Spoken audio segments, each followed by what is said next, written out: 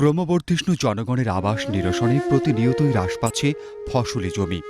এক্ষেত্রে বাংলাদেশের চরাঞ্চলগুলি কৃষিকাজের জন্য অতি গুরুত্বপূর্ণ। চরাঞ্চলের কৃষিকাজে যেমন রয়েছে ব্যাপক সম্ভাবনা, তেমন রয়েছে অনেক সমস্যা।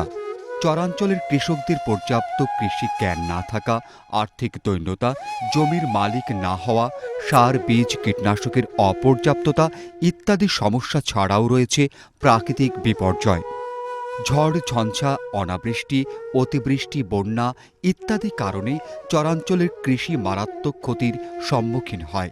যে ক্ষতি কাটিয়ে ওঠার মতো সামর্থ্য চরাঞ্চলের বেশিরভাগ কৃষকেরই নেই। চরাঞ্চলে বন্যার স্থায়িত্ব স্বল্প সময় হলেও ক্ষয়ক্ষতির পরিমাণ থাকে বেশি। এখানে বন্যার পানি প্রবেশ করে অনেকটা প্লাবনের আকারে। কয়েক ঘন্টার মধ্যেই পানির উচ্চতা হয়ে যায় কয়েক ফিট। তখন চরের হতদরিদ্র কৃষকদের পক্ষে সম্ভব হয় না তাদের ক্ষেতের পাকা ফসল ঘরে তোলা, হাঁস, মুরগি, গবাদি পশু নিরাপদ স্থানে সংরক্ষণ করা, এমনকি নিজেদের আশ্রয়ের জন্য উপযুক্ত উঁচু স্থান খুঁজে পাওয়া।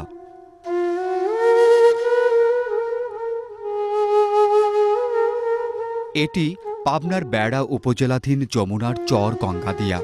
চলতি বন্যায় মাত্র 2 দিনে এখানে পানির উচ্চতা হয়েছিল 3 থেকে 5 ফিটের মতো।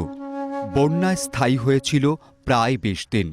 তখন চরের কয়েকশো মানুষ গরু, ছাগল, হাঁস, মুরগি নিয়ে আশ্রয় নিয়েছিল আব্দুল মতিনের এই কয়েক কাঠার উঁচু বাড়িতে। এই মুহূর্তে আর কৃষকের মানে আছে বলতে আর কিছুই নাই। যে জমিটা হয়তো কিছুটা পলি পড়ছে, এটা হয়তো মাসকালাই বুনলে হবে, আর তাছাড়া চীনাবাদাম বুনতে হবে। যে জমিটায় হয়তো কিছুটা বালি পড়ছে, নিচে মাটি আছে, এগুলা মানে কিছু জমি গম হবে, ছোলা, পাড়া এগুলা আবাদ করলে হবে।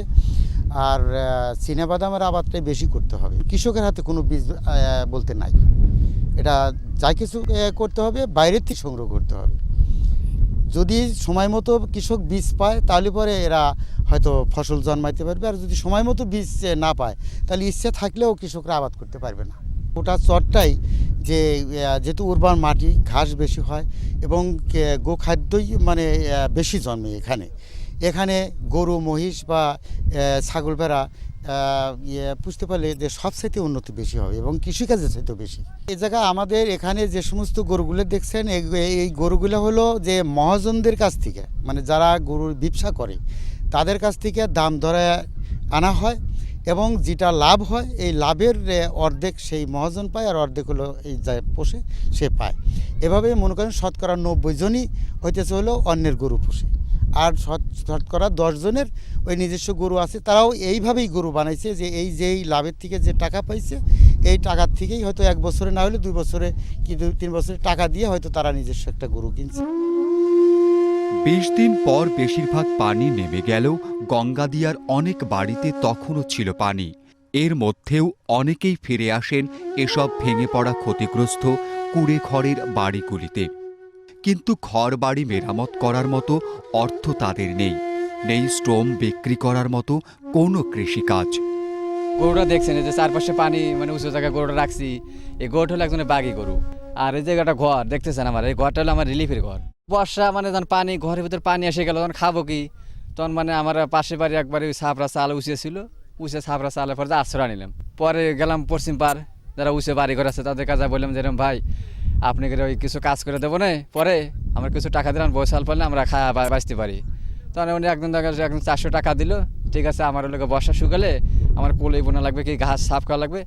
তখন ওনার কাছে শ্রম বিক্রি করে আমি মানে কিছু টাকা নিয়ে আমার মানে ছেলেপেলে বাঁচাতেছি। কারণ পানি নামে গেছে, আমি চিন্তা করতেছি যে ওনার শ্রম দিয়ে ওনার টাকায় শোধ দেবো না আমি আবার পরবর্তীতে কী খাবো। ধান তোলা গাছে ওগুলো মাস করলে বোনা যাবে, কিন্তু মাস করলে বোনা গেলেও হয়তো দেখা গেলো যে কাছে টাকা নাই, হয়তো বেসন হয়তো 60 টাকা কেজি কি 70 টাকা কেজি, 70 টাকা 60 টাকা কেজি বেসন কিনে তো আমার মতো লোক ওই বোনার মতো তৌফিক নাই। ধার করে, উচ্চ সুদের বিনিময়ে লোন করে, বীজ, সার, কীটনাশক ক্রয় করে আউশ ধান বপন করেছিলেন পাবনা সদর উপজেলার চর মধুপুরের কয়েকজন কৃষক। কিছু ধান পেকেছিল, কিছু অর্ধপাকা। এ অবস্থায় বন্যা আক্রান্ত হয়েছিল চর মধুপুর। 2-3 দিনের মধ্যেই পানির উচ্চতা হয়েছিল 5 থেকে 7 ফিট। পাকা ধান কাটা সম্ভব হয়নি। বন্যার পানি নেমে গেছে, কাঁচা পাকা সব ধানই নষ্ট হয়ে গেছে। কোথাও কোথাও পলি ও বালির নিচে চলে গেছে ধান গাছ। বর্ষার কারণে ঠিক পেন না পাইলে আমরা বাড়ি ছাড়িয়ে চলে গেলাম অন্য বাড়ি। খাদ্যখানা খুবই অসুবিধাই আমাদের হইলো আর কি। ফসল আসল নষ্ট হয়ে গেছে, আর কীভাবে চলবো, চলার মতন ক্যাপাসিটি নাই এখন আর। আবার সেই কোন কালে জমি জায়গায় চৈতেলি মেতেলি বনবো, ত্যাগা হবি ত্যাগা, তাছাড়া এখন কোনো নিস্তার নেই আমারে।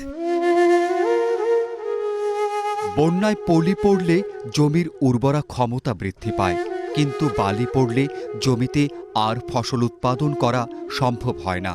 চর মধুপুর, গঙ্গাদিয়া, পানপাড়া ইত্যাদি চরের উপকূলবর্তী এলাকার কোনো কোনো স্থানে 1.5 থেকে 2 ফিট পুরু বালি পড়েছে। এসব জমিতে ফসলের সম্ভাবনা নেই বললেই চলে।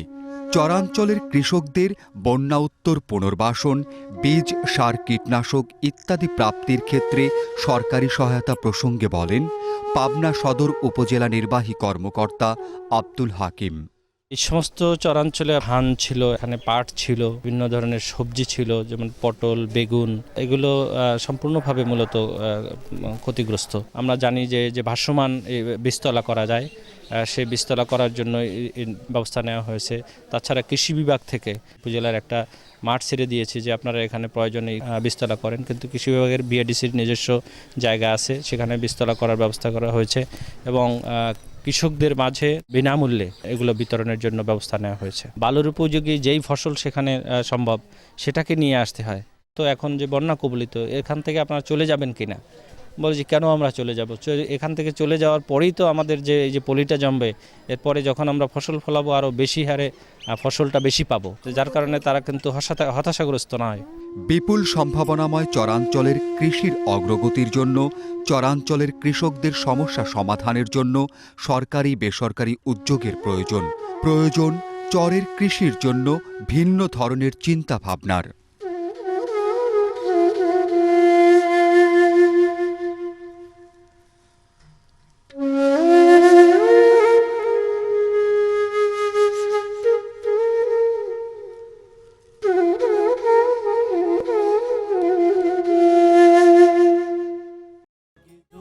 বাংলার কৃষক ফোটাও মুখে হাসি, তোমরা দেশের আসল নায়ক বলবে বিশ্ববাসী।